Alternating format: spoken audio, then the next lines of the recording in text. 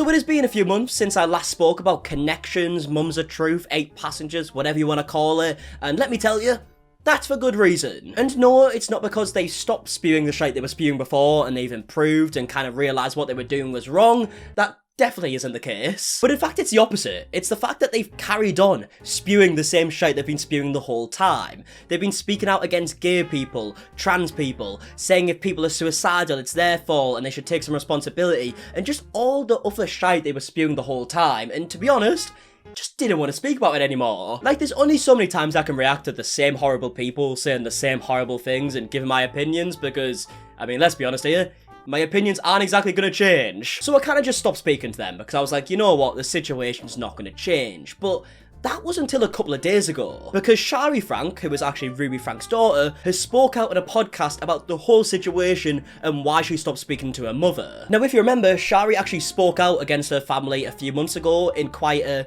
vague Instagram post, just kind of saying that she doesn't agree with what her mother is doing and that she's going to kind of keep a distance from her. But she never really gave much detail. It was just kind of a statement she put on her Instagram story in text form, but this is an actual podcast where she's speaking with her own mouth, talking about her own experience with this whole situation, and yeah, let's give it a listen, shall we? But before we do that, if you haven't already subscribed, please consider it, because I'm trying to hit 400k, and if you look on the bright side, once I hit that number, I'll stop bugging you about it.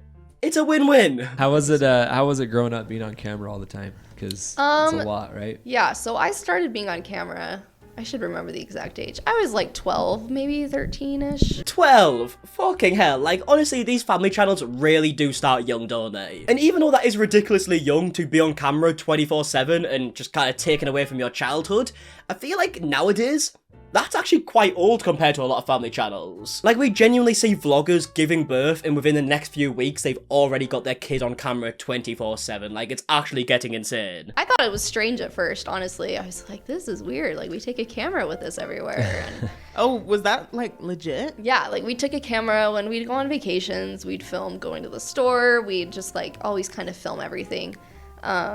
But over the years, like, I got used to it more. It's like, yeah, this is like our job. This is like our job, she says, at the age of 12. Well, I guess she said she realised it was a job within a few years, but she had been on camera since she was 12 and then realised, oh, actually, when I'm on camera, this is me working. Which I think goes without saying, shouldn't be the case. We pay for vacations. This is how we get to do fun stuff. Like, you don't love it every day, but you do it because it's work. Fucking hell, this is actually so sad. And you know, we have said this in the past in so many other videos that, like, you really are just kind of making your kids work if you're vlogging them 24/7 and that's how you make money. But then you'll hear these family channels being like, oh no, it's okay, they love it, they think it's great and all this stuff, when clearly we've just seen here, prime example, someone who was involved in a family channel saw it as work and she said that she didn't love it all the time. So maybe, just maybe, we should probably just let kids be kids and not put them on camera and feel like they're working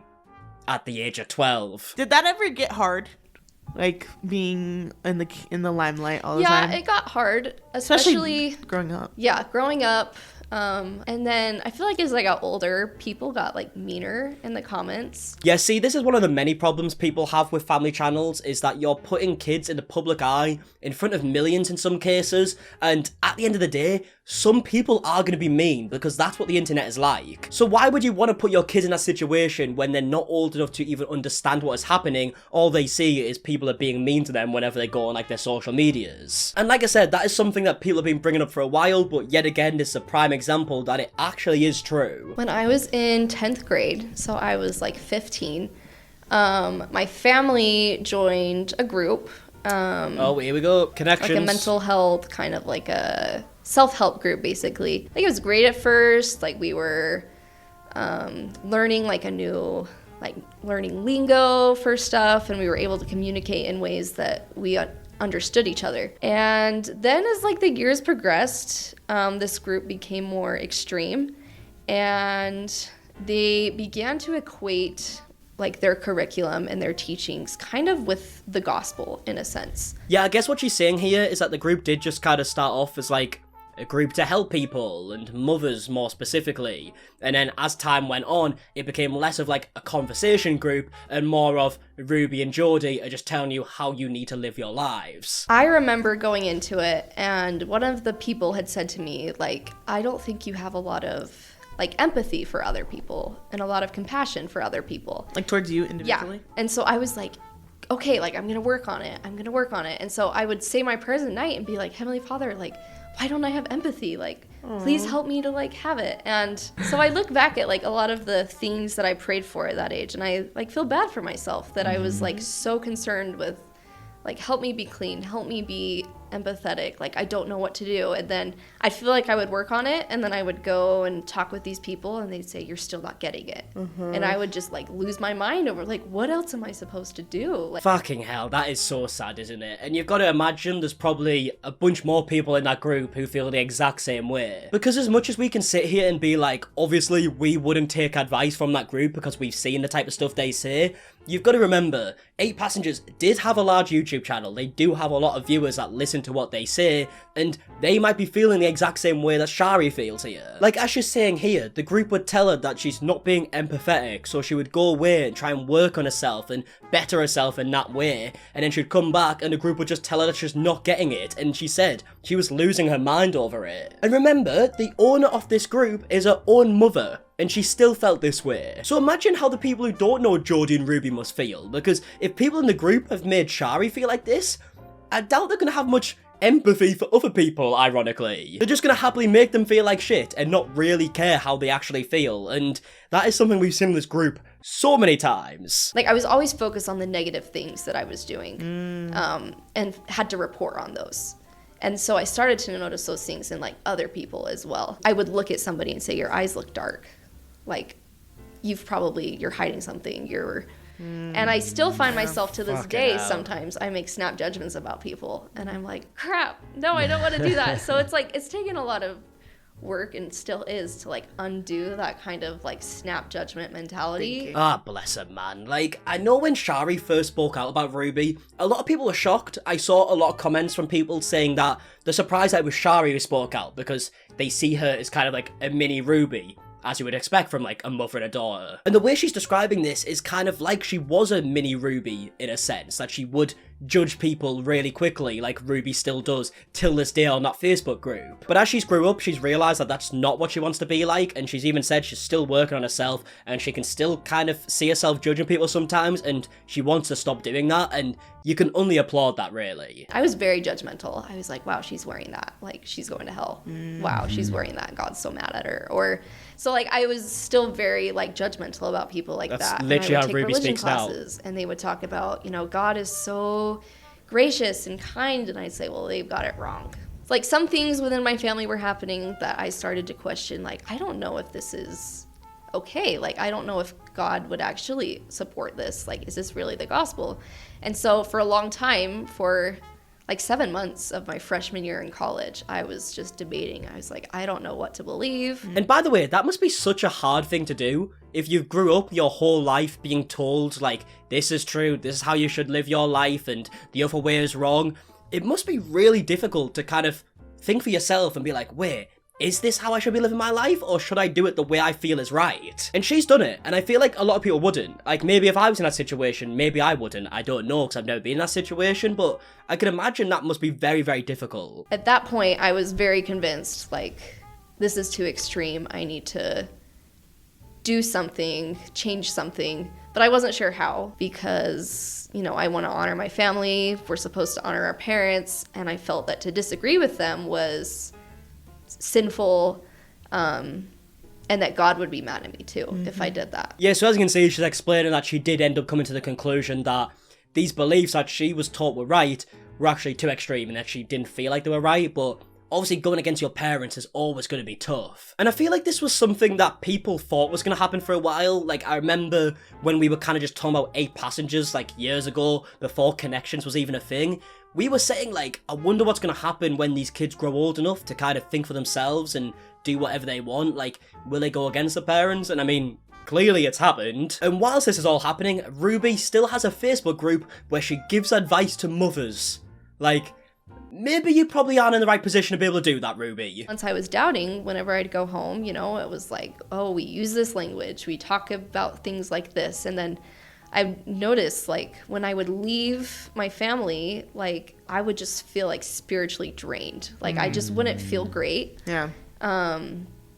I would, like, overhear conversations and just, like, find myself internally, like, this isn't right. Like, this isn't okay. And so it got to the point where I was like, I can't keep pretending like everything's fine. Yeah. Yeah, I feel like living in the Ruby Frank household would be very draining, to say the least, but it's just interesting hearing it from someone who actually was involved. Yeah, and I away. had friends that would point out to me when I'd come home from my family, they're like, you're different.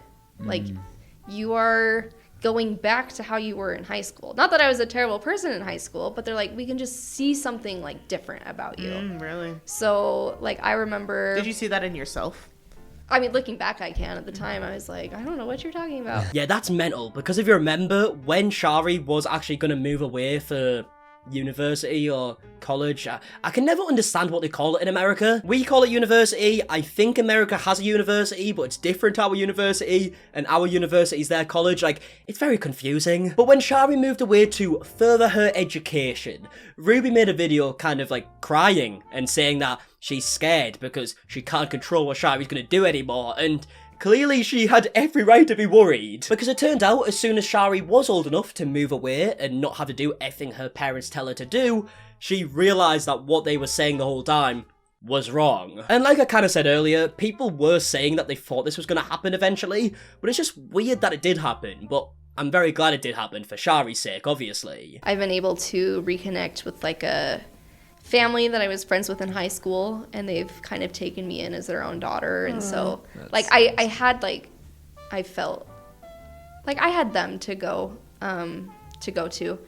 It was hard to, like, not have my own family. Yeah. Yeah, obviously that is really sad that she doesn't have her own family kind of sticking by her side, and that she's had to kind of distance herself, but it's also good that she obviously does have a family that have took her in, kind of treating her like their own daughter, so obviously that is really good to hear. And clearly it seems like she's enjoying her life a lot more now. She's alluded to it a lot of times during this podcast that she's just living a better life and enjoying it, and that is really good to see, especially after all the shite we have seen with Ruby and Kevin and Jodi and all this shite. Like, there was some good news, so I mean, who would have guessed, eh? There's some good news with 8 passengers. Fucking hell. You know, as life calms down a bit, it's like, oh my gosh, I can breathe. Like, this is nice. I like this. Like, I wake up in the mornings, I'm like, oh, life is so good. Yeah, so that peace is definitely something that I've been coming to feel more of, because I never had, like, really felt it before. And so, yeah, experiencing it more. And Oh, look at this, man. Hey, this is genuinely the first time I've made an 8 passengers video and not been annoyed and kind of actually had a good time and enjoyed what I'm listening to. Like, as much as the situation itself and the stuff that Shari had to go through with her parents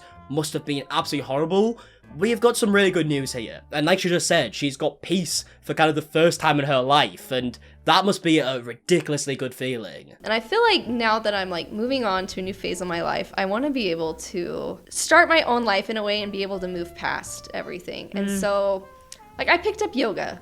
Let's go. Never did yoga. I was like, this is actually pretty fun. Like, this week, it was St. Patrick's Day. I went and got Irish food. I was like, just, like, really stupid things like that, honestly, that it's like, I'm experiencing life in a new way that I haven't before. I mean, can we just get a round of applause, eh? We finally got a good ending! For the first time ever, you are watching me talk about 8 passengers and you don't want to pull your hair out by the end of the video. I mean, what a day. They will tell this story in history lessons in many years to come. My desire when I was younger, I don't want to say it was selfish, but I was like, I want to get to heaven. Like, what do I need to do so that I can check the box and, like, make it to heaven? Yeah. And now it's more of, like, how can I, like, maximize the life that I have right now? How can I live in ways that, you know, we get one mortal life? Like, what can I do to, like, do new things every day? Like, live fully and be able to look back and say, like, I don't regret anything. And you know what? That is a beautiful place to leave this video. Like I said, we finally got a good ending. It's good to see that Shari is living her best life and that she has kind of took a stance to be like, this is not how I want to live, and I'm going to make sure that I live the life that I want to live, and you can only applaud that. But yeah, I would love to know your thoughts down below on this whole like podcast situation, everything that we kind of spoke about in today's video, and yeah, if you did enjoy, please leave a like down below, subscribe if you are new, and until the next one, I'll see you guys in a bit, alright? Goodbye.